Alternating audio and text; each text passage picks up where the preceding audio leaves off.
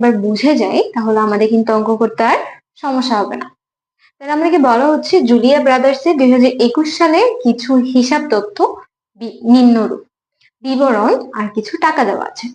বিনিয়োজিত মূলধন 1,20,000 টাকা, মোট মুনাফা 55,000 টাকা, নেট মুনাফা 23,000 টাকা, বিক্রয় 2,20,000 টাকা, সমাপনী মজুত পণ্য 6,000 টাকা, চলতি সম্পদ 32,000 টাকা, চলতি দায় 28,000 টাকা।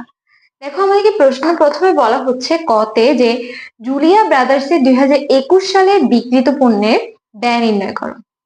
খতে আমাদেরকে বলা হচ্ছে 2021 সালের নিট মুনাফার অনুপাত ও বিনিয়োজিত মূলধনের আয় অনুপাত নির্ণয় করো। আর গতে আমাদেরকে বলা হচ্ছে উদ্দীপকের আলোকে জুলিয়া ব্রাদার্সের চলতি অনুপাত আর তারল্য অনুপাত নির্ণয় করো। চলো বন্ধুরা এখন আমরা সমাধান করব এটা ধাপে ধাপে। প্রথমে আমরা 2 এর ক সলভ করব।